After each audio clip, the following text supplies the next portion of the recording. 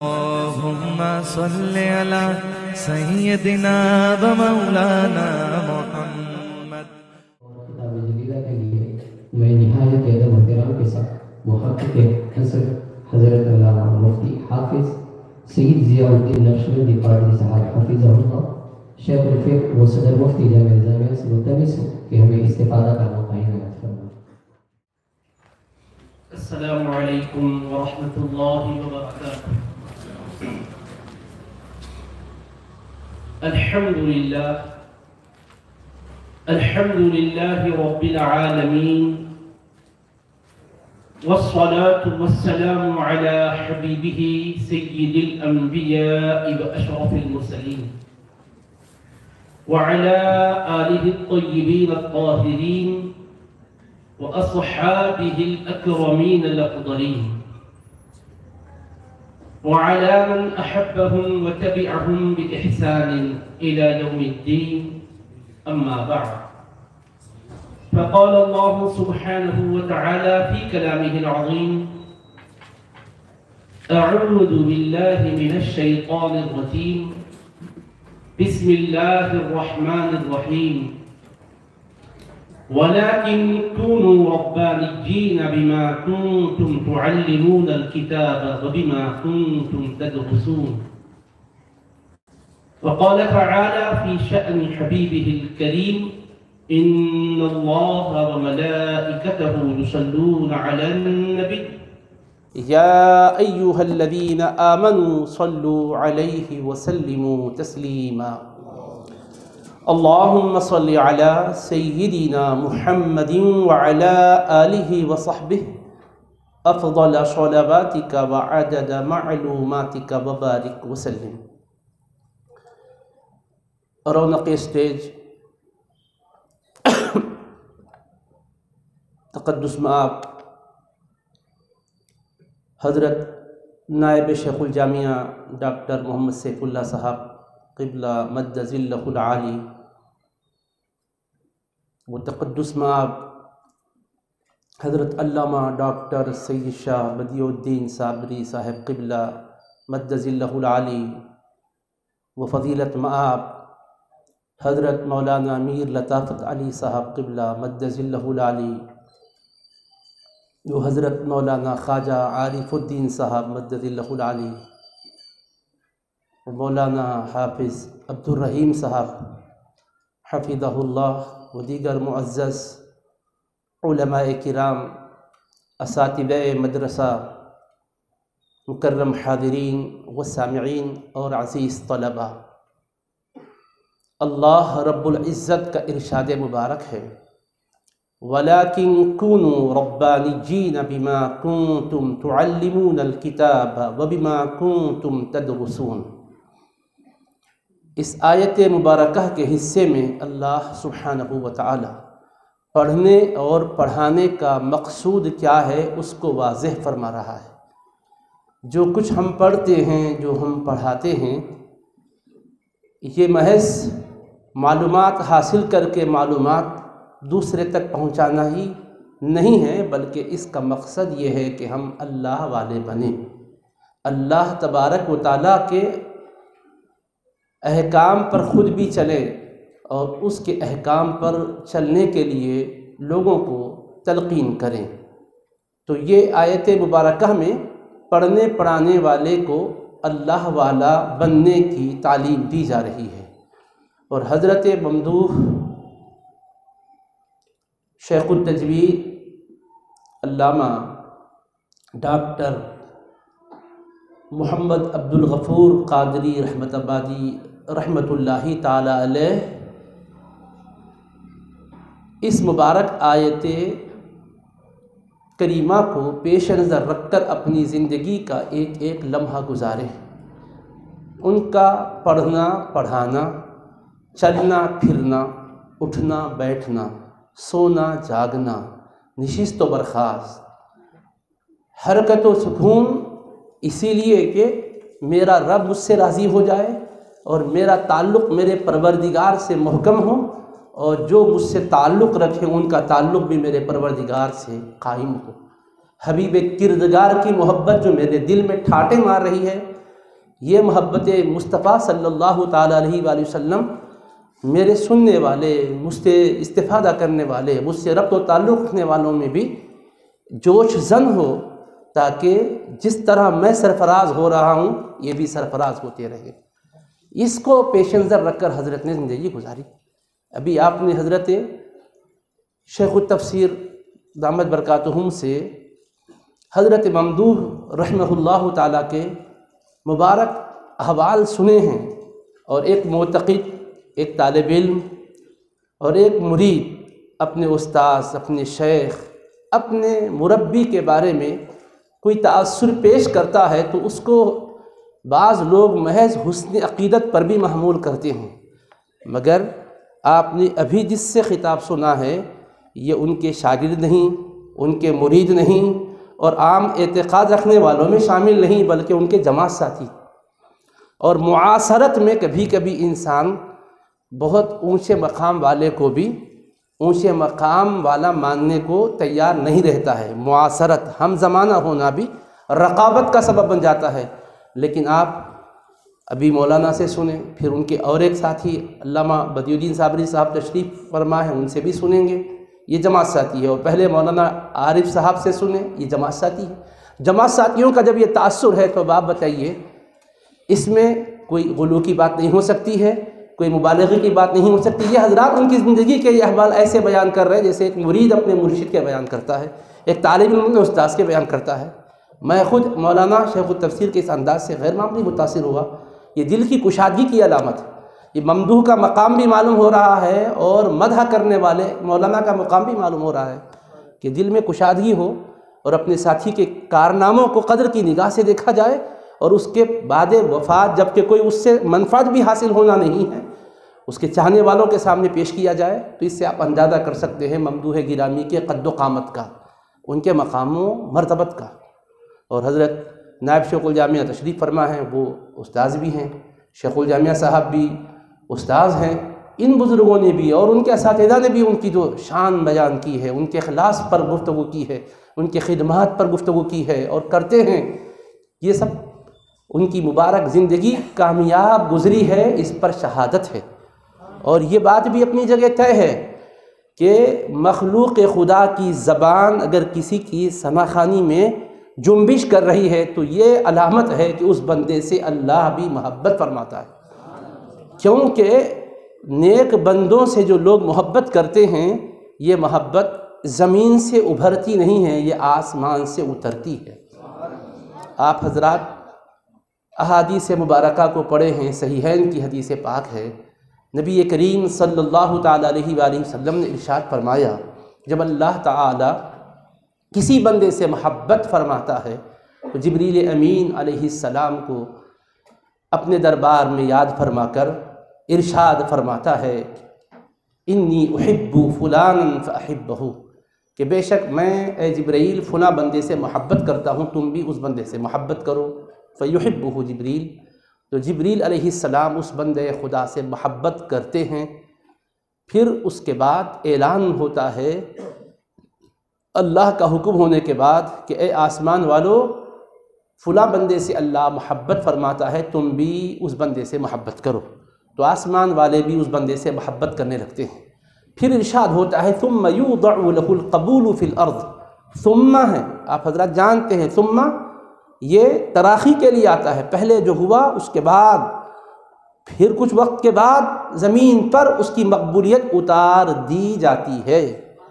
تو زمین پر رہنے والے محبت کرتے ہیں، اب اس کے بعد اللہ ان سے محبت کرتا ہے، اللہ کے نیک بندے محبت کرتے ہیں، فرشتے محبت کرتے ہیں، جائزہ روی کی ضرورت نہیں ہے، پہلے اللہ چاہتا ہے، پھر جبریل چاہتے ہیں، پھر آسمان والوں میں جبریل اعلان کرتے ہیں، اہل آسمان محبت کرتے ہیں، پھر اس کے بعد زمین پر ان کی مقبولیت اتارتی جاتی ہے۔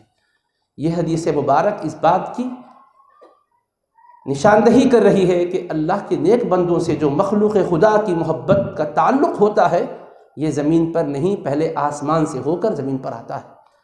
تو حضرت ممدوح سے یہ محبت آپ حضرات بھی اتنے جوش اور ولولے کے ساتھ، اتنی محبت اور لگن کے ساتھ تشریف فرما ہیں، کون آج کس کے لیے آتا ہے، لیکن یہ محبت تعلق حضرت ممدوح رحمہ اللہ کے اللہ تعالیٰ کے دربار میں اور اللہ کے حبیب کے دربار میں محبوب و مقبول ہونے کی ایک دلیل ہے۔ نبی کریم صلی اللہ علیہ وآلہ وسلم جلوہ فروز ہیں۔ ایک شخص کا گزر ہوا، نبی پاک علیہ الصلاۃ والسلام کے صحابہ نے اس کے بارے میں اچھے کلمات فرمائے۔ اتفاق سے انتقال کے بعد جنازہ گزرا، حضور علیہ السلام نے فرمایا تم نے ثنا خوانی کی، تعریف کی ہے۔ اب دیکھو تعریف کرنے والے تعریف تو کیے ہیں، مگر حبیب پاک علیہ السلام اس پر نتیجہ مرتب فرما رہے ہیں، وجبت، واجب ہو چکی۔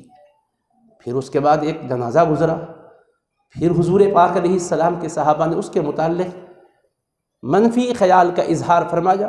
چونکہ اسلام مدینہ منورہ میں جب آیا تو کچھ لوگ ظاہراً کلمہ پڑھے تھے، در پردہ وہ دل سے حضور علیہ السلام کو نہیں مانے تھے، تو اس وجہ سے ان کی جو حقیقت انہیں معلوم تھی اس حوالے سے اظہار خیال کیا۔ حبیب پاک علیہ السلام نے فرمایا وجبت۔ حضرات صحابہ کرام بعد میں عرض کرنے لگے حضور یہ وجبت آپ نے دونوں کے حق میں بھی فرمایا، اس سے کیا مراد ہے؟ تو آپ نے فرمایا جس کی تم نے تعریف کی، میں نے کہا وجبت، تو اس کے حق میں جنت واجب ہو گئی، اور جس کے خلاف تم نے کہا، میں نے کہا فرمایا وجبت، اس کے حق میں جہنم واجب ہو گئی۔ انتم شہداء اللہ فی الارض، اے میرے صحابہ تم زمین پر اللہ کے گواہ ہو، یعنی اللہ کے گواہ ہو۔ تم اچھا کسی کو کہہ رہے ہو تو یہ علامت ہے کہ وہ اللہ کے پاس اچھا ہے، اور تم اچھا نہیں ہے کہہ رہے ہو تو یہ علامت ہے کہ وہ اللہ کے پاس اچھا نہیں۔ تو جو خود گواہ ہیں ان کا یہ کسی کے حق میں خیر کی گواہی دینا جنت کو واجب کرتا ہے، کسی کے بارے میں شر اور خرابی کے الفاظ کہنا دوزخ کو واجب کر دیتا ہے، تو وہ کتنے بلند و بالا ہیں۔ یہ بھی اندازہ کیجئے جو لوگ حضرات صحابہ کرام کے مقام سے عدم واقفیت کی وجہ سے چیمہ گویاں کرتے ہیں، وہ غور کر سکتے ہیں رسول پاک علیہ السلام نے تو ان کو شہادت اور صداقت کا معیار قرار دیا۔ تو اللہ کے حبیب علیہ السلام کے صحابہ کرام کے ذریعے سے جب تعریف کرنے والے کے حق میں جنت کا استحقاق ہوا ہے تو یہ انتم کی کلمات کے ساتھ آیا ہے، لیکن دیگر بعض روایت میں یہ بھی آیا ہے کہ مومن اللہ کے گواہ ہیں۔ تو حضرت ممدوح کے لیے ایماندار لوگ گواہی دے رہے ہیں، یہی نہیں بلکہ ایماندار لوگوں کو ایمان و عقیدے کی تعلیم و تلقین کرنے والے علماء ربانیین گواہی دے رہے ہیں۔ تو یہ کتنے مقام عالی پر متمکن ہیں آپ اندازہ کر سکتے ہیں۔ عام طور پہ لوگ درس گاہوں میں رہنے والے ان تواضع اور عاجزی کے پیک کر لوگوں کے تعلق سے اندازہ قائم کرنے میں خطا کر جاتے ہیں، کیونکہ سادہ سیدھا زندگی ہوتی ہے، کوئی شان و شوکت کا اظہار نہیں ہوتا، کوئی تم تراق نہیں ہوتا، ہٹو آگے چلو پیچھے ہو جاؤ، دائیں ہو جاؤ بائیں ہو جاؤ، اس طرح نہیں ہوتا۔ نکلے جو بھی اپنی سادہ سیدھا نوعیت کی گاڑی ہے، چاہے سائیکل ہے، چاہے بائک ہے، چاہے کچھ بھی ہے، نکل گئے بس ختم۔ محلے میں کوئی اپنا ماحول ذات کے لیے بنانے کی فکر جستجو نہیں ہوتی، بس فکر ہوتی ہے کہ دین کی بات ان تک پہنچائی جائے، اللہ کی طرف ان کو بلایا جائے، حبیب پاک علیہ السلام کی محبت ان کے دلوں میں بسائی جائے، اہل بیت اطہار کی محبت دلوں میں بسائی جائے، صحابہ کرام کا ادب سکھایا جائے، اولیاء کرام کی عقیدت ان کے دلوں میں متمکن کی جائے، اس کی جستجو ان کو ہوتی ہے۔ اس لیے وہ اپنے مقصد میں مست رہتے ہیں، بس میں اپنے مقصد کے لیے کام کر رہا ہوں، کون مجھ سے متعلق کیا کہہ رہا ہے، کس کی کیا رائے ہے، یہ نہیں دیکھتے، اپنے لیے رائے ہموار کرنے کی کوشش نہیں کرتے، اللہ کی محبت دلوں میں ڈالنے کی کوشش کرتے ہیں، اور اللہ تبارک و تعالیٰ لوگوں کے دلوں میں محبت پیدا کر دیتا ہے، مخلوق خدا ان سے وابستہ ہو جاتی ہے۔ تو حضرت رحمہ اللہ کی زندگی ایک انتہائی بامقصد زندگی رہی، جیسا کہ رب العزت کا ارشاد مبارک ہے، قل ان صلاتی ونسکی ومحیای ومماتی للہ رب العالمین۔ اے حبیب صلی اللہ علیہ وسلم آپ ارشاد فرما دیجئے بے شک میری نماز اور بے شک میری قربانی، میرا دنیا میں رہنا اور اس دنیا سے آخرت کا سفر کرنا، یہ سب اللہ کے لیے ہے جو تمام عالموں کا پروردگار ہے، پالنہار ہے۔ تو یہ آیت مبارکہ میں جو زندگی کا مقصد بتایا گیا، ہمیشہ ہم نے دیکھا ہے کہ اسی آیت مبارکہ کو پیش نظر رکھ کر حضرت نے زندگی گزاری ہے۔ جامعہ نظامیہ میں طالب علمی کا دور ان کا آپ نے سنا، مدرسی کا دور آپ نے ان کا سنا، پھر تصنیف و تالیف کا ان کا سلسلہ یہ بھی آپ نے سنا، اور پھر یہ کہ الحمدللہ حضرت نے باقاعدہ ایک عظیم ادارے کی بنیاد رکھی اور کیسا مدرسہ قائم کیا، یہ اپنی نوعیت میں منفرد حیثیت کا حامل ہے۔ شہر میں رہنے بسنے والے بچے استفادہ کر رہے ہیں، مدارس کا ایک جال بچھا ہوا ہے حیدرآباد میں، اور ام المدارس جامعہ نظامیہ ہے، بارگاہ رسالت مآب علیہ السلام کا محبوب اور اللہ کی بارگاہ کا مقبول ادارہ ہے یہ۔ حضرت نے سوچا کہ یہ تو سب ہو رہا ہے، دیہات سے اپنے ذوق کے مطابق بچے وہاں قریب میں جس مقام پر جامعہ کی برانچ اور شاخ ہے وہاں سے استفادہ کر کے اعلیٰ تعلیم کے لیے حیدرآباد کا رخ کرتے ہیں، مادر علمیہ جامعہ نظامیہ میں تعلیم پاتے ہیں اور آگے بڑھتے جاتے ہیں۔ لیکن ایسے دیہات جہاں پر مدارس نہیں ہیں، جہاں پر علماء نہیں ہیں، جہاں پر ڈھنگ سے قاعدہ پڑھانے والے بھی باقاعدہ نہیں ہیں، ان کو نظر انداز کر دیں گے تو امت کا بڑا نقصان ہوگا۔ بھئی شوق رکھنے والے بچے پڑھ لیتے ہیں، اور ہم لوگ ان کی صلاحیت جب بہت اچھی ہوتی ہے تو تعریف کرتے ہیں کہ واہ ہم نے پڑھایا ہے۔ تو حقیقت یہ ہے کہ ہم نے پڑھایا ہے یا اس نے اپنے ذاتی شوق سے اپنے مطالعے سے جماعت میں پابندی کر کے ہم سے استفادہ کر کے اپنا نام کمایا ہے۔ تو محنتی اور ذہین طالب علم، شوقین طالب علم تو بہرحال کسی بھی جگہ پھینک دو پڑھ کے نکل جاتا ہے، لیکن جو بدو قسم کا طالب علم ہے، بد ذوق طالب علم ہے، جس کی سطح فہم بہت ہی کم ہے، جو بڑی باتیں سمجھ نہیں سکتا، چھوٹی باتیں بھی اس پر گراں گزرتی ہے، اس کو کوئی بھی اس لائق نہیں سمجھتا کہ وہ توجہ کے لحاظ سے اول مقام پر آئے۔ لیکن حضرت ممدوح کو دیکھا گیا ایسے بچے بھی جن کو سماج میں اس حیثیت کا سمجھا گیا کہ یہ ہمارے مخاطب بھی نہیں بن سکتے، ان کو وہاں سے لے آئے، مدرسے میں شریک کروائے، ان کی خود نگرانی فرمائی۔ باپ سے ماں سے دور ہونے کے بعد گاؤں کے بچے ظاہر ہے کہ پریشانی محسوس کرتے، مگر مولانا کی زیر تربیت پرورش پانے والے، تعلیمی سفر طے کرنے والے اس بات کے شاہد ہیں۔ آپ پوچھئے ان سے، وہ یہ محسوس نہیں کیے کہ ہم اپنے باپ کو چھوڑ کر آئے ہیں۔ یقیناً حقیقی باپ باپ ہے، لیکن استاذ کے روپ میں مولانا کو انہوں نے اپنا روحانی باپ محسوس کیا۔ وہ ان کے درد کو محسوس کرتے تھے، ان کے کرب کو محسوس کرتے تھے۔ بلکہ یہ حقیقت ہے، میں کوئی غلو اور مبالغہ نہیں کر رہا ہوں۔ گھر میں بھی بچے بیمار ہو گئے تو کبھی اپنے ماں باپ اپنے مجبوریوں کی وجہ سے، اپنی مصروفیتوں کی وجہ سے اور علاج معالجے کے لیے پیسے درکار نہ ہونے کی وجہ سے اتنا جلدی ان کو آرام نہیں پہنچاتے تھے، مگر مولانا اس سے زیادہ ان بچوں کے حق میں نفع بخش رہے۔ ان کے علاج پر توجہ، ان کی غذا پر توجہ، ان کی خوراک پر توجہ، ان کے لباس و پوشاک پر توجہ، اور ان کی اس ضرورت کی تکمیل کے ساتھ ساتھ آخرت کی ضرورت پوری ہو جائے۔ ان سے فائدہ ہم حاصل نہ کریں بلکہ ان کو کام کے لائق بنائیں، ان کو کرنے کے قابل بنائیں۔ وہ کسی کام کے لائق نہیں ہیں، ان کے زبان سے الف با تا سا حروف ہجا بھی مخارج کے ساتھ ادا ہونا مشکل ہے، لیکن محنت کر کے انہوں نے ان کو ایسا تیار کیا کہ وہ دوسروں کو تیار کرنے والے بن گئے۔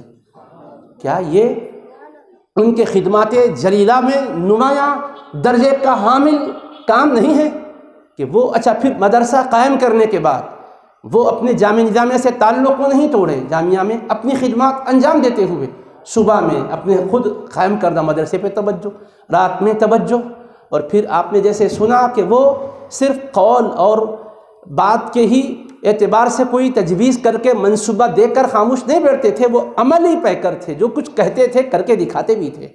وہ صرف خطاب کے میدان میں باتیں کہہ کے گزر جانے کے دل دادا نہیں تھے، بلکہ وہ جو کہتے تھے کرنا چاہتے تھے، جو کرتے تھے وہ کہنا چاہتے تھے، اس لیے دل میں وہ بات اثر کرتی تھی۔ میں نے ان کو دیکھا جامعہ نظامیہ کے ماحول میں بھی، سفر کے دوران میں بھی، حج حرمین کریمین میں بھی اس بندہ خدا کو عبادت کا بھی ویسا ہی شوق تھا جیسے علم کا مطالعے کا شوق تھا۔ بھائی فرض نمازیں بھی ذوق و شوق سے کوئی پڑھ لیا تو آج ماشاءاللہ ولی اللہ ہو گیا، وہ 5 وقتہ نمازیں باجماعت کوئی پڑھ رہا ہے تو لوگ کہیں گے ہاں اللہ کا ولی ہے، 5 وقت جماعت سے نمازیں پڑھتا ہے۔ مطلب یہ کہ اس پر بھی توجہ نہیں دی جاتی ہے، لیکن حضرت ممدوح کو میں نے دیکھا، نماز پنجگانہ تو اپنی جگہ ہے، اس کو تو پڑھتے ہی پڑھتے تھے، وہ نوافل کا بھی بہت اہتمام فرماتے تھے۔ اشراق، چاشت، اوابین پڑھ لینا پھر بھی آسان ہے، لیکن تہجد کی نماز کا اہتمام کرنا یہ بہت مشکل ہے۔ میں اپنے فاضل کے طالب علمی کے دور کی بات کہہ رہا ہوں۔ ہمارے ڈاکٹر سیف اللہ صاحب نائب شیخ الجامعہ حفظہ اللہ اس حقیقت کو بخوبی جانتے ہیں۔ جب یہاں ایک بہت بڑے علامہ پیران پیر غوث اعظم دستگیر رضی اللہ تعالیٰ عنہ کے خانوادے سے تعلق رکھنے والے، فقہ شافعی کے انتہائی بلند پایا عالم فقی حیدرآباد تشریف لائے تھے، ہم لوگ طالب علم تھے، تو ان کی خدمت کے لیے ہمیں جامعہ نظامیہ کی طرف سے رکھا گیا تھا کہ وہ بزرگ کی خدمت میں رہیں۔ تو ہم سے مولانا عبدالغفور رحمت آبادی صاحب نے کہا کہ آپ رات میں رہ رہے ہیں، اگر آپ لوگ مناسب سمجھے تو میں بھی ایک رات آ جاتا ہوں تاکہ ان کی خدمت کروں۔ ہم بولے مولوی صاحب آپ کیوں زحمت کرتے، یہ تو کوئی ایسا بڑا کام نہیں ہے، آپ کے شان کے شایاں کہنے ہی نہیں، میں بھی چاہتا ہوں ایک اللہ والے ہیں ان کی خدمت کروں۔ خیر ہم بولے ٹھیک ہے آپ آئیے، کوئی نہیں ہم ہی ہیں۔ تو چند طلبہ ہم تھے آئے، اب رات کا کچھ وقت آتے، وہ ان کی ایک عادت تھی، بہت رات تک جاگتے نہیں تھے، سو جاتے تھے۔ اس کے بعد اچانک ہماری آنکھ کھلی تو دیکھا کہ مولانا عبدالغفور رحمت آبادی صاحب ہم سے پہلے اٹھ چکے۔ میں بولا یہ وقت کیوں اٹھے مولانا صاحب، کیا خیریت کیا؟ نہیں ایسے اٹھا۔ پھر کچھ دیر کے بعد دیکھتے ہیں تو مولانا وضو کر کے مصلی پر کھڑے ہو گئے، تہجد کی نماز پڑھ رہے ہیں۔ تو اب دیکھیے یہ ان کا انفرادی عمل ہے، یہ بھی نہیں کہہ رہے ہیں کہ چلو آج میں قیام کر رہا ہوں ہم سب مل کے تہجد پڑھ لیں گے، نہیں، خود ہی پڑھ لیے، خود ہی اٹھے، دیکھے تو تہجد پڑھ رہے ہیں۔ تو مطلب یہ کہ عبادت کا بھی شوق دیکھیے آپ، اور یاد رکھیے گا رات کی گھڑیوں ہی میں سفر طے ہوتا ہے۔ میرے استاد محترم شیخ الحدیث رحمۃ اللہ علیہ مجھے یاد آ گیا اس موقع پر، حضرت حدیث پاک کی روشنی میں یہ ارشاد فرماتے تھے کہ سفر طے کرنا ہو تو رات میں جاگنا ضروری ہے۔ فجر پڑھنے سے سفر طے نہیں ہوگا بلکہ تہجد سے سفر طے ہوتا ہے۔ اور امام احمد بن حنبل رحمۃ اللہ علیہ کے احوال میں آتا ہے جب کوئی حدیث پڑھنے کے لیے ان کے پاس آتا تو آپ اس کو درس حدیث میں شریک نہیں کر لیتے، پہلے فرماتے رات میں قیام کرو، صبح میں دیکھیں گے۔ اور جب وہ سو جاتا تو اس کے پاس پانی کا برتن رکھ دیتے، اور فجر سے پہلے اٹھ کے دیکھتے، اگر وہ برتن استعمال ہوا، اس نے وضو کیا ہے، اس کا مطلب تہجد پڑھا ہے، تو صبح درس حدیث میں شریک ہونے کی اجازت دیتے۔ اگر وہ لوٹا ویسے ہی رکھا ہوا ہے، استعمال نہیں ہوا، اب فجر کو اب اٹھ رہا ہے، اب ضرورت پڑ رہی ہے، اس سے پہلے اس کو ضرورت نہیں پڑی ہے، تو آپ اس کو درس حدیث میں شریک نہیں کرتے۔ فرماتے میاں تہجد کو اٹھنے کا ذوق نہیں ہے، تم رسول پاک علیہ السلام کی احادیث کا علم کیسے حاصل کرو گے؟ اور مجھے میرے استاد محترم مفتی ابراہیم خلیل الہاشمی رحمہ اللہ یاد آ گئے، وہ ارشاد فرماتے تھے کہ حضرت سیدی ابو الوفا افغانی قدس اللہ سرہ النورانی جو افغانستان سے حصول علم کی خاطر نکلے، ہندوستان میں آئے اور سیدھا مختلف جگہوں سے ہوتے ہوتے جامعہ نظامیہ حیدرآباد دکن آئے، جامعہ نظامیہ میں تعلیم حاصل کیے۔ وہ اپنے ابتدائی دور کی بات فرماتے تھے، ان کا حضرت نے واقعہ ذکر کیا کہ وہ فرماتے تھے ہم اپنے مقام پر اپنا علاقے میں کوئی الگ سے مدرسوں کے لیے عمارتیں نہیں ہوتی تھی، مساجد میں ہی تعلیم پاتے تھے، اساتذہ بھی وہیں رات میں آرام کرتے تھے، اعتکاف کی نیت سے مسجد میں ہو جاتے، پھر سو جاتے، پھر اٹھ کے تعلیم حاصل کرتے۔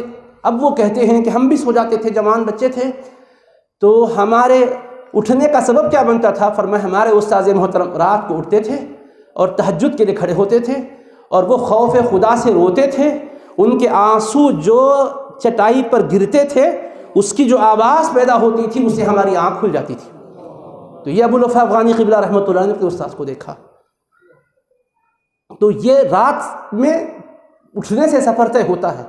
تو واقعہ تو میں بھی بیان کر دیا، آپ کو کتنا وقت لگا، سنا ہوا واقعہ بیان کر دیا، مگر عملی زندگی میں دیکھنا چاہیے۔ تو ہم نے دیکھا مولانا کو، ابھی تو وہ زمانہ تھا اور وہ ان کے شباب کا زمانہ تھا، اور ظاہر سی بات ہے کہ انسان کی گوناگو مصروفیات کی وجہ سے تھک کے سو جاتا ہے تو اٹھنا مشکل ہوتا ہے، لیکن کیسے اٹھ جایا کرتے تھے۔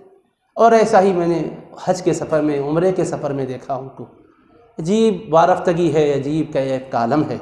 تو عبادات بھی ضروری ہے علم کے لیے۔ یہ اوراد وظائف کی بھی پابندی کرتے تھے، کیونکہ ملا ورد لہو لا وارد لہو، اگر آپ چاہتے ہیں کہ آپ کے قلب پر انوار الہیہ کا نزول و ورود ہو تو اپنے کچھ معمول کو بنائیے، ورد بھی ہو، ذکر بھی ہو، کچھ وظیفہ بھی ہو۔ جو ورد کا، اوراد کا، اذکار کا پابند نہیں ہے، عنایات کی برسات اس پر نہیں ہوتی۔ آپ کہیں گے ہمارے شیخ الاسلام بانی جامعہ نظامیہ رحمۃ اللہ علیہ سے مفتی محمد رکن الدین رحمۃ اللہ علیہ نے ذکر کے سلسلے میں عرض کیا تھا، تو حضرت نے فرمایا کہ میاں دیکھو علم کے حصول میں مصروف ہو جاؤ، ذکر کے بالمقابل جس قدر علم کے حصول میں وقت گزارو گے یہ قرب الہی میں اضافے کا باعث بنے گا، کیونکہ کثرت ذکر سے دل روشن ہوتا ہے، اپنے مقامات معلوم ہوتے ہیں، رعونت آنے کا خدشہ ہے۔ لیکن تعلیم کا مرحلہ ایسا ہے کہ آج پڑھیں گے، آپ پھر کل ایک اور چیز معلوم ہوگی، پرسوں اور ایک چیز معلوم ہوگی، ترسوں اور ایک چیز معلوم ہوگی. تو جتنا جانتے جائیں گے اتنا اپنی لا علمی کا احساس ہوتا جائے گا. پھر تیاری کر کے جماعت میں آؤ گے، طلباء کچھ سوال کریں گے، آپ کہیں گے میں نے اتنا سب کچھ پڑھا مگر پھر بھی اب ان کے جواب دینے میں بے چینی محسوس کر رہا ہوں، یہ گوشے سے میں نے غور نہیں کیا تھا. تو پھر اپنی لا علمی کا اظہار ہوگا، پھر مطالعہ کریں گے، اپنے بڑوں سے پوچھیں گے. اس میں اپنی کوتاہی کا احساس ہوتا ہے، اپنی کمی کا احساس ہوتا ہے. اس لیے علم میں رہو، یہ بھی بالکل حق ہے اپنی جگہ، لیکن اس کا مطلب کثرت ذکر سے آپ نے روکا ہے تاکہ حصول علم میں حاری جو معنی نہ بنے. اس کا مطلب مطلق ذکر سے بیگانہ ہو جانا نہیں ہے. تو ہم نے دیکھا کہ اوراد کی پابندی، اذکار کی پابندی، وظائف کی پابندی، تو یہ ساری چیزیں ان کی بابرکت زندگی کی ہمیں بھی توجہ دلانے کے لیے یہ کافی ہے کہ ہم کہتے جائیں گے، ان کے بارے میں سنتے جائیں گے، تو یہ کوئی صرف تذکرہ برائے تذکرہ نہ ہو جائے، بلکہ تذکرہ واقعتاً تذکیر اور تذکرہ کا سبب بن جائے، یا دہانی بھی ہو نصیحت بھی ہو، کیونکہ تذکرہ کا مطلب نصیحت ہے. تو ان کا ذکر واقعی نصیحت ہمارے حق میں بن جائے. کچھ اپنی زندگیوں کو ہم بھی سنوارنے کا تہیہ کریں. حضرت گویا کہ اپنی مزار سے یہ کہہ رہے ہیں، خزاں کا ڈر نہیں ہرگز میرے گلشن کے پھولوں کو، میں زندہ ہوں اگر زندہ رکھو میرے اصولوں. تو اصولوں کو زندہ رکھنا ہے. وہ اصول پسند آدمی تھے اور اپنے اصول کی پابندی اور پاسداری کرتے تھے. دیانت داری ان کی کیسی تھی، امانت داری ان کی کیسی تھی، عفت شعاری کیسی تھی، پرہیزگاری کیسی تھی. آپ ایک ایک عنوان پر اگر اس پر ان کی زندگی کا جائزہ لیں گے تو بہت کچھ چیزیں آپ پر کھلتی جائیں گی اور اہل علم سے آپ کے کانوں تک پہنچتی جائیں گی. لیکن عزیزان محترم، وہ چونکہ کام کے آدمی تھے، اس لیے ان سے تعلق رکھنے والے طلباء بھی، وابستگان بھی، مدرسے سے جس قسم کی جس کو نسبت ہے، ان سے میرا معروضہ یہی ہے کہ آپ کے شیخ وہ کہتے کم تھے، کرتے زیادہ تھے. اس لیے کہنے کا ماحول جتنا بھی آپ بنائیں گے وقتیہ طور پر تو اس سے استفادہ کریں گے، لیکن اس سے کوئی عالم نہیں بن جاتا، کوئی حافظ نہیں بن جاتا. مقصد جو تھا اس مقصد پر توجہ کو مرکوز کرنے کی ضرورت ہے.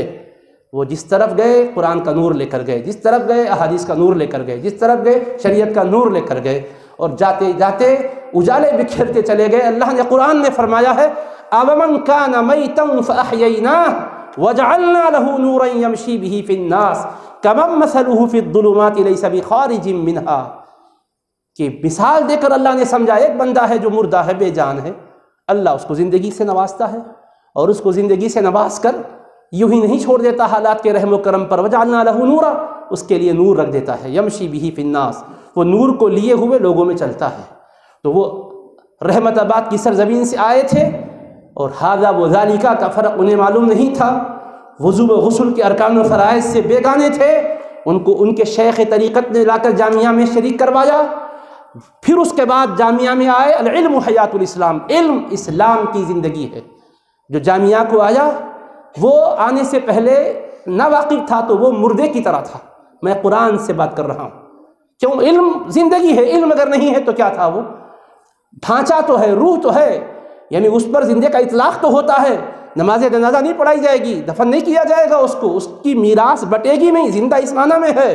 لیکن وہ کیا زندگی ہے جس میں بندگی نہ ہو، جس میں مقصد زندگی نہ ہو، جس میں خدا کی معرفت و آگہی نہ ہو، جس میں رسالت پناہ سے عشق اور وابستگی نہ ہو. اس لیے اس کو پانا ہو تو پھر العلم حیات الاسلام، علم حیات ہے اسلام کی، تو مسلمان کی بھی حیات علم ہے. تو اس علم کے عظیم ادارے میں آئے. پھر یہاں ادارے میں ان کو مانجا گیا، ان کو نکھارا گیا، ان کو تراشا گیا. آج ان کے اوپر ہم بات کر رہے ہیں چونکہ وہ موضوع ہیں، لیکن ان کی زندگی کے جس پہلو پر بھی دیکھیں تو ان کو مانجنے والے، تراشنے والے، سنوارنے والے، نکھارنے والے، ان کو اس منزل تک پہنچانے والے اساتذہ یاد آتے ہیں. انہوں نے کیسے ان کو تراشا کہ آج دنیا میں ان کی تعریف ہو رہی ہے. آج ان کے پردہ کرنے کے 1 سال کے بعد بھی ان کی یاد میں لوگوں کے دل الحمدللہ حلاوت محسوس کر رہے ہیں، ٹھنڈک محسوس کر رہے ہیں. بھائی کیوں ایسا ہوتا ہے؟ اس لیے کہ اس بندے خدا نے جب جامعہ کا رخ کیا تھا تو جامعہ نے اس کو علم کی نعمت سے سرفراز کر کے زندگی بخش دی. اور پھر انوار کے پاس آئے تھے تو ان کو ایک نور مل گیا. شیخ الاسلام منبع انوار ہے، نام بھی انوار اللہ ہے، کام بھی انوار ہی انوار ہے. تو آ کے انوار سے ان کو نور جو مل گیا، وجعلنا لہ نورا. اب وہ نور لینے کے بعد اس نور کو کم نہیں کر لیے، نور کو بڑھاتے رہے. جو روشنی مل گئی وہ مدھم ہو کر کبھی بجھ بھی جاتی ہے اگر توجہ نہ کی جائے تو۔ چراغ لگا دیا گیا، اب آپ کا کام کیا ہے؟ چراغ لگ گیا ہے، میرے پاس روشنی ہے، اب چاہے نماز چھوڑ دیں، چاہے علم کے مشغلے سے دور ہو جائیں، چونکہ ہے میرے پاس روشنی، سرٹیفکیٹ موجود ہے۔ یہ کاغذ کے پرزے کا نام ہماری صلاحیت و قابلیت نہیں ہے، یہ اللہ والے بننا ہے۔ علم کا کام یہ ہے کہ وہ اللہ والا بناتا ہے۔ شیخ الاسلام نے علم دے دیا، اس روشنی کو لینے کے بعد انہوں نے اس کی لو کو بڑھایا، مطالعے کے ذریعے سے، جستجو کے ذریعے سے، مجاہدے کے ذریعے سے، تعلق مع اللہ کے ذریعے سے، وابستگی رسالت پناہی کے ذریعے سے، اور بڑھاتے رہے۔ اب اس کے بعد جب آئے منزل میں، وَجَعَلْنَا لَهُ نُورًا يَمْشِي بِهِ فِي النَّاسِ، نور کو لے کر لوگوں میں چل رہے۔ وہ عبد الغفور رحمت آبادی، وہ غفور کا بندہ اور بخشش اور مغفرت کرنے والے رب کی طرف عبدیت سے نسبت ہے تو مزاج میں حلم بھی ہے، عفو بھی ہے، درگزر بھی ہے، خاکساری بھی ہے، معاف کر دینے کا ذوق، مواخذہ کرنے کا مزاج نہیں۔ عبد القہار نہیں ہے، وہ عبد الغفور ہیں۔ واقعی اپنے مزاج میں بھی انہوں نے اس خدا کے صفت کا رنگ لیا ہے۔ تخلقوا باخلاق اللہ، اللہ کے صفات کے رنگ میں رنگے جاؤ۔ تمہاری نسبت کیا ہے؟ عبد الغفور ہے۔ تو آپ نے کبھی دیکھا ان کو کسی پر قہر برساتے ہوئے؟ کبھی قہر آلود نگاہوں سے انہوں نے کسی کو دیکھا ہے؟ کوئی کہہ نہیں سکتا۔ ابھی مولانا لطافت علی صاحب سے آپ نے سنا، اپنے تو اپنے، دوسروں کو بھی یہ کہنے کی جرأت نہیں ہے کہ انہوں نے قہر آلود نگاہوں سے مجھے دیکھا ہے۔ کیوں؟ وہ سمجھتے تھے کہ میں غفور کا بندہ ہوں، میری صفت میں یہ چیز ہونا چاہیے، طبیعت میں حلم اور عفو ہونا چاہیے۔ تو علم آنا الگ ہے، علم کا مزاج آنا الگ ہے۔ میرے استاد مولانا خواجہ شریف صاحب رحمۃ اللہ علیہ فرمائے، وہ دہلی گئے تھے، کچھ علماء سے ملاقات ہوئی، انہوں نے جامعہ نظامیہ کے احوال وغیرہ پوچھے، اپنے اساتذہ کے بارے میں انہوں نے بیان کیا۔ اس کے بعد انہوں نے کہا کہ ہو سکتا ہے یہاں علم ہو، اب یو پی والوں کا اتنا ذوق رہتا ہے مزاج، انہوں نے کہا ہو سکتا ہے یہاں علم ہو، مگر علم کا اگر مزاج دیکھنا ہو تو آپ اہل دکن کے پاس ہے۔ تو ذوق بھی ہونا، مذاق اور مزاج بھی ہونا علم کا، یہ حضرت شیخ الحدیث نے سنایا تھا۔ اور مولانا مفتی خلیل احمد صاحب فقیر اسلام دامت برکاتہ العالیہ کی بات کہ تاج محل بنانا آسان ہے، لال قلعہ بنانا بھی آسان ہے، فلک بوس عمارت بنانا بھی آسان ہے، مگر کسی کو جو علم سے محروم ہے علم والا بنانا اس سے زیادہ مشکل ہے۔ تربیت سے محروم کو تربیت دے کر خود مربی بنانا مشکل ہے۔ تو تاج محل بنایا گیا، وہ تہذیب کی علامت و ثقافت بن گیا، لیکن اس کو دیکھ کر کوئی کلمہ نہیں پڑھ رہا ہے، اس کو دیکھ کر کوئی ولی اللہ نہیں بنا ہے۔ لیکن مولانا عبد الغفور رحمت آبادی آئے تھے رحمت آباد سے، اور ان کو تراش کر اور ان کو نکھار کر اہل علم نے، ان کے اساتذہ نے ایسا نکھارا سنوارا کہ کتنے ناخواندہ کو وہ علم سکھا دیے، کتنے علم سے محروموں کو علم کے وہ جام پلائے، اور بلکہ یہی نہیں، علم بھی سکھاتے تھے شریعت کا، اور آخری زندگی میں انہوں نے طریقت کا علم بھی شروع کیا تھا، اور وہ تصوف کی کیفیت سے سرشار ہو کر اس پر بھی توجہ کرنے لگے، اور ان کے حلقہ دروس تصوف بھی جاری رہے۔ اور پھر وہ کیا طیبہ سے منگائی جاتی ہے، سینوں میں چھپائی جاتی ہے، توحید کی میں پیالوں سے نہیں آنکھوں سے پلائی جاتی ہے۔ اس بندے خدا نے یہ بھی کیا کہ اللہ کی معرفت لوگوں میں منتقل کرتے رہے، وحدانیت الہی پر بات ہو رہی ہے، اسرار توحید پر بات ہو رہی ہے، اور بات ہی نہیں بلکہ وہ تربیت میں رکھ کر ان کو تہجد گزار بنانے کی سعی فرما رہے ہیں، تقوی شعار بنانے کی جستجو فرما رہے ہیں۔ اس طرح سے کوشش کر کے انہوں نے کامیاب زندگی گزاری، علم جو سیکھے تھے علم کو پھیلائے۔ قرآن کہہ رہا ہے وَجَعَلْنَا لَهُ نُورًا، اس کے ساتھ ہم نے علم کو، نور کو رکھ دیا، يَمْشِي بِهِ فِي النَّاسِ، اور وہ نور لے کر چل رہا ہے۔ وہ جہاں جہاں پہنچے تنہا نہیں گئے، وہ علم کے ساتھ گئے، اگرچہ کہ وہ کوئی بھی مقصد سفر تھا ہوگا، مگر جہاں بھی گئے علم منتقل کیے۔ میں اس بات کی شہادت دیتا ہوں، حیدرآباد سے نکل کر جدھر بھی جاتے تھے، سفر میں بھی جانے کا اتفاق ہوا، حضر میں تو ساتھ رہے ہی رہے، اللہ اکبر۔ پھر اس کے ساتھ ساتھ ایک علم کا مزاج ہے، وہ کیا ہے؟ علم کا مزاج ہمارے خاص طور پر اساتذہ سے جو ہم نے دیکھا ہے، سیدی شیخ الاسلام کی زندگی میں جو ہم نے ملاحظہ کیا ہے کتابوں کے اندر، وہ یہ ہے کہ خلق خدا کے کام آنے والے بنو۔ علم کی وجہ سے اپنے آپ کو ایسے مقام پر مت سمجھو کہ میں اسٹیج پر ہوں ایک ضرورت کے تحت، آپ ضرورت کے تحت نیچے ہیں، مگر ہمارے تصور میں یہ نہ ہو میں یہاں ہوں اور تم میرے سامنے نیچے بیٹھے ہو، نہیں، اپنے آپ کو ہمیشہ عوام میں محسوس کرو۔ آپ اگر ممبر پر ٹھہرے ہیں تو سامنے والوں کو حقیر ذلیل مت سمجھو، ایک ضرورت کے تحت ہے۔ کبھی انجینئر بھی ہمارے سر کے اوپر آ جاتا ہے، الیکٹریشین بھی اوپر چلا جاتا ہے، تو وہ اوپر سر پہ آنے سے بلند و بالا نہیں ہو جاتا، اللہ جانتا ہے کون کتنا بلند ہے، وہ قیامت میں ظاہر ہوگا۔ یہ تو ایک وقتیہ طور پہ ایک ڈیوٹی ہے جو ہم انجام دے رہے ہیں. ہم نے اپنے بزرگوں سے یہ سنا دیکھا ہے. اب دیکھیے مولانا کو، مولانا رحمت آبادی صاحب عوام سے ربط و تعلق اس طرح رکھتے کہ ہر ایک کی ضرورت پوری کر رہے ہیں. جو ان سے ملتا برابر اس کے احوال پوچھتے. ارے کسی کے گھر میں ملاقات کو جاتے، چھوٹے بچے کھیلتے ہوئے آ جاتے تو ان کی توجہ صاحب خانہ کے چھوٹے بچے پہ پڑتی تو اگر اس میں کوئی نقص ہوتا تو توجہ دلاتے. ارے بچے کے چلنے میں ذرا نقص نظر آتا ہے، کہیں لنگ تو نہیں ہے؟ یہ بھی میں نے ان کو دیکھا ہے، ان سے سنا ہے. کون ہے بھائی کتابیں کھول کے پڑھاتے ہوئے اس کی طرف کبھی ذہن جاتا ہے؟ لیکن اس بندے خدا کا یہ تھا کہ نہیں، ہر ایک کو مجھ سے فائدہ ہونا چاہیے. توجہ دلا. صاحب خانہ توجہ نہیں کیا، باپ ہے وہ، لیکن توجہ دلانے کے بعد جب اس نے غور سے دیکھا تو پتہ چلا کہ ارے ہو بچے کے دو پیر باہم پیوست ہو جا رہے ہیں. اس کا مطلب یہ کہ اگر اس پر توجہ نہ کی جائے تو ایسے ہی وہ ٹیڑھے ہو جائیں گے. پھر اس نے علاج کی طرف توجہ کی اور کہا کہ میں نے توجہ بذات خود نہیں کی. مولانا رحمت آبادی میرے گھر میں آئے تھے اور میرے بچے کو چلتے ہوئے دیکھا تو انہوں نے توجہ دلائی. اور کبھی کسی بچوں کو دیکھ کے کہتے نہیں میاں ان کھانا نہیں کھاتا شاید. ارے آپ کو کوئی کشف سے معلوم ہوتا کیا؟ نہیں، طبی اعتبار سے اندازہ ہو رہا ہے اس کے یہ جو یہاں ڈورے پڑ گئے ہیں اس سے معلوم ہو رہا کہ خون کی کمی ہے. وہ ایک اعتبار سے طبیب روحانی تو تھے ہی تھے، لیکن طبیب جسمانی بھی تھے.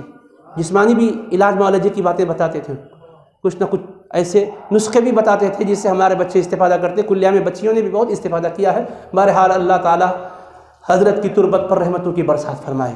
ان کے اس چمن کو جس کو انہوں نے اپنے خون جگر سے سینچا ہے، اللہ ہمیشہ ہمیشہ سدا بہار رکھے، کبھی خزاں اس کو متاثر کرنے نہ پائے. اے مالک لوح و قلم، تجھ سے عاجزانہ ہماری دعا ہے حضرت ممدوح کی تربت پر رحمتوں کی برسات فرما. ان کے درجات میں مزید بلندیاں عطا فرما. ان کے اس چمن کو پروردگار سدا بہار بنائے رکھ. اور اللہ ان کے متعلقین کو اور ان کے تلامذہ کو اور ان سے وابستگی رکھنے والوں کو بے پایان نعمتوں سے نواز.